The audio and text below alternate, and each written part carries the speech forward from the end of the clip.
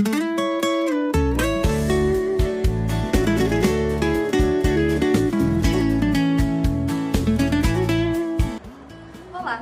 Você sabia que o arroz é um dos alimentos mais consumidos no mundo e é a base da alimentação de milhões de pessoas? Nesse vídeo, nós vamos conhecer tudo sobre a cultura do arroz, desde a sua produção, os usos, o metabolismo fotossintético e até as principais pragas e como controlá-las. Vamos lá? O arroz, de nome científico Oryza sativa, é uma gramínea originada da Ásia. Atualmente, ele é cultivado em vários continentes, com destaque para países como a China e a Índia.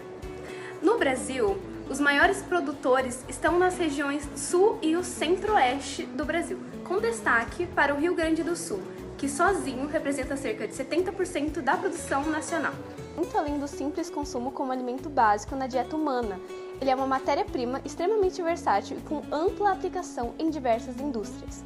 A partir dele, pode ser produzido itens como a farinha de arroz, que é usada em panificação e em produtos sem glúten, além de bebidas fermentadas como o tradicional saquê japonês, cervejas artesanais e vinhos de arroz.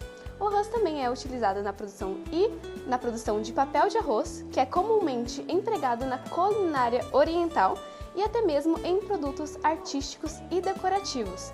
Na indústria de cosméticos, o extrato de arroz é valorizado por suas propriedades hidratantes, antioxidantes e calmantes, sendo incorporado em loções, cremes e sabonetes.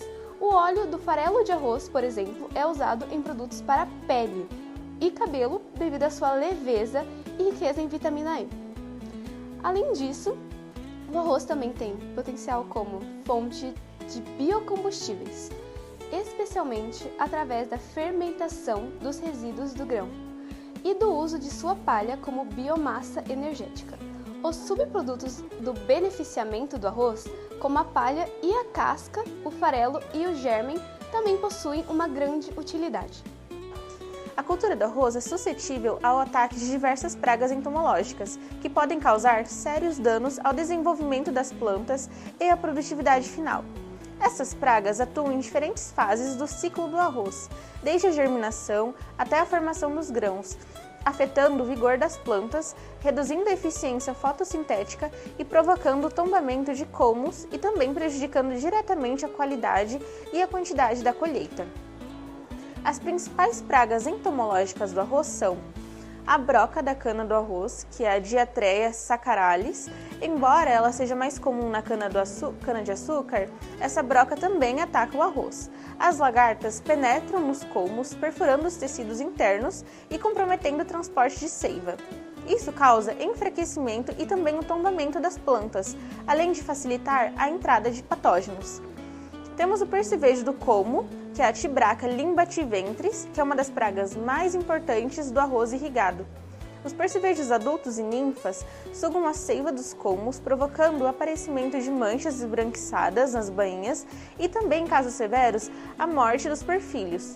O dano é maior quando o ataque ocorre nas fases iniciais do desenvolvimento da cultura. Temos também a bicheira da raiz, que é a Hydrelia spp. Essa praga afeta principalmente as plântulas.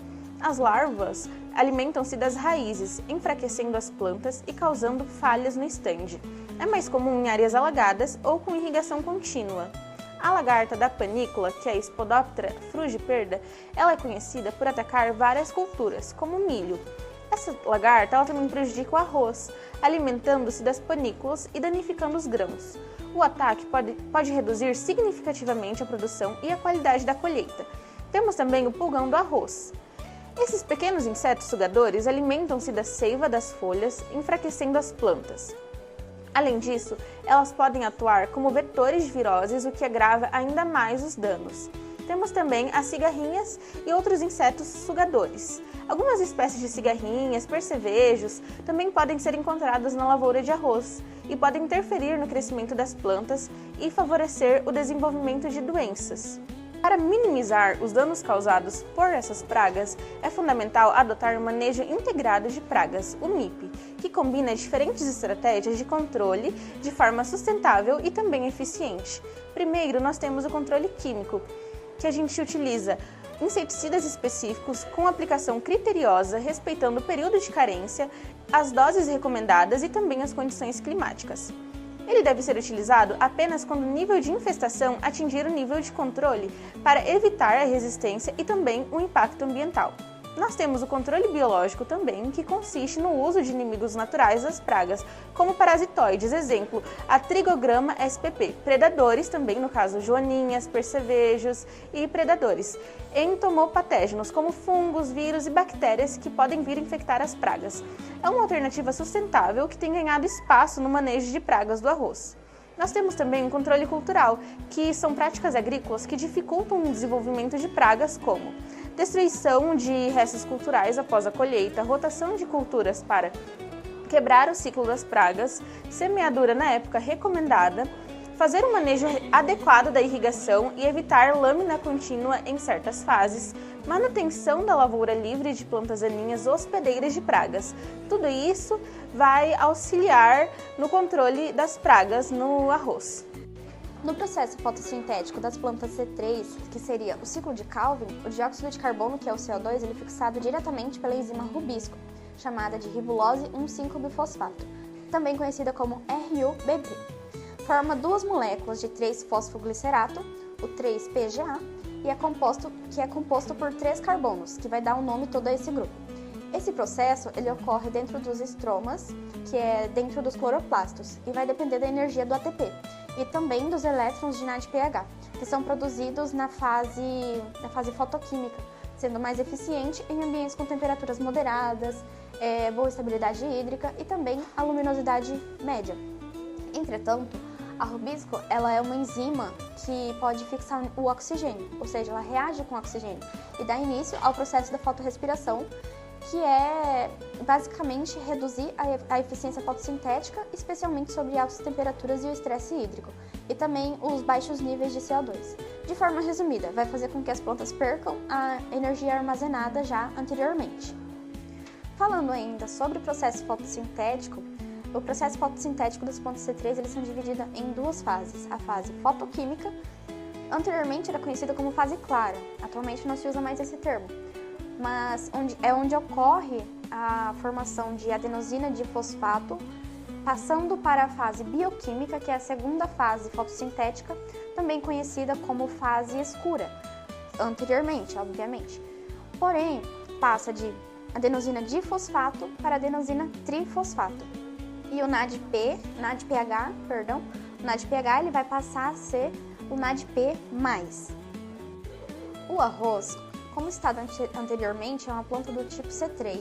Vai realizar todo aquele ciclo de Calvin, o qual eu expliquei também anteriormente, como principal via de fixação de carbono. A cultura do arroz possui esse tipo de metabolismo que também é típico de plantas de climas mais ameno, alta umidade e também onde há menos risco de perda de água. Embora um pouco menos eficiente que o metabolismo das plantas C4 por conta dessa enzima que é exclusiva específica das plantas C3, em ambiente quente e seco, a C3 é adequada em condições alagadas, as quais o arroz também costuma ser cultivado. O arroz é uma cultura amplamente cultivada no mundo e para que apresente uma boa produtividade, ele requer condições específicas de clima, solo, manejo e disponibilidade hídrica. Dependendo do sistema adotado, pode ser irrigado ou sequeiro, as condições podem variar, mas alguns fatores são fundamentais para o bom desenvolvimento da planta.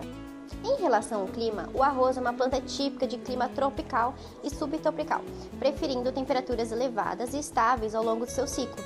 A temperatura ideal para germinação e crescimento vegetativo varia de 25 graus a 30 graus. Temperaturas abaixo de 15 graus Celsius pode prejudicar a germinação e o desenvolvimento inicial, enquanto temperaturas acima de 35 graus, especificamente durante a floração, elas podem comprometer a formação dos grãos. Além disso, a cultura ela exige uma alta luminosidade e um bom número de horas de sol por dia para garantir a fotossíntese e o enchimento de grãos.